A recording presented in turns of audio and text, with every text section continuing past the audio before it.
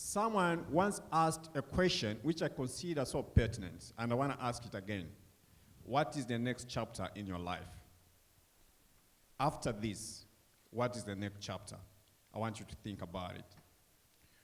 Because we have been chosen from the best and most promising brains in our generation, we have been flown thousands of miles from the richest continent on the planet.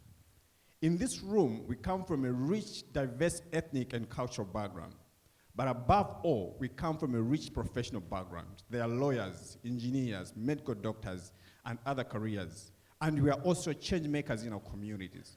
We are not only carrying the vision, mission, and inspiration of the organization we're representing here, but that of our communities, our nations. And I believe in the spirit of Ubuntu, that of the African continent as a whole. Did you know that Africa holds 600 million hectares of arable land?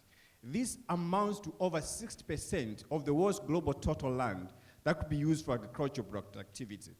But year in, year out, some of our nations appear on the Global Hunger Index as the most hungriest nations on the planet. Africa's population faces high food insecurities.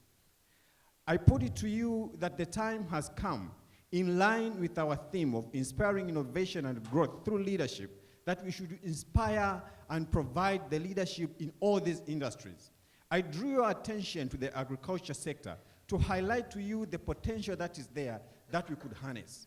I'm not saying that nothing is being done in our communities, no.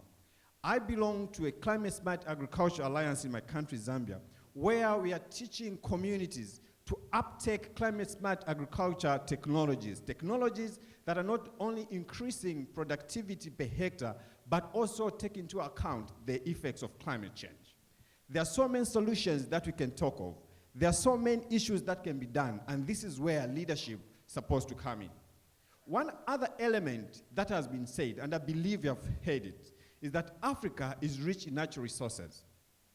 That is true. Africa holds over 30% of the world's natural deposits in minerals. We have cobalt, we have gold, we have tantalum. The list goes on and on. But have we seen the real tangible benefits translating into the economic emancipation, translating into the economic empowerment that we deserve? All you have heard is talk. One of the quotations by David De La Rocco says, in this world, you got two classes of people. You got your talkers and you got your doers. Most people are just talkers, and that's all they do. But when all is said and done, it is the doers that change the world, and they change all of us. I ask you today, with the strength that we discovered that we have, if all those in analysis could put their minds to analyze where Africa is getting it wrong, if all those strength strategic thinking could sit and strategize on the policies, what that we need to innovate, I'm telling you, we are going to bring Africa out of that poverty. We are going to bring our communities and make sure we benefit from the resources we have in agriculture, from the resources we have in energy, from the resources we have in minerals, so that we benefit our people. Allow me to give you this quotation by Patrice Emery Lumumba, the first Prime Minister of the Democratic Republic of Congo, then Zaire. Writing when he was in a prison cell, he says, I see an Africa that will write its own history, a history of glory and dignity, both north and south of the equator. And as its sacred citizens, we have a responsibility to sustain its independence and ensure that it attains this history. If Patrice Lumumba in that prison could think and envision this, how about you, sitting in this room, having been empowered? Some of us have been to the White House, we have been to Congress, we have learned of the political system that governs this nation. Others have been to Tesla, to Google. We have seen of the technological advancements and innovations which drive the economy and livelihood of this nation. And I put it to you that the time has come when we need to innovate, when we need to inspire, we need to provide the leadership, we need to grow our economies. This is the time, and we are the people we have been waiting for.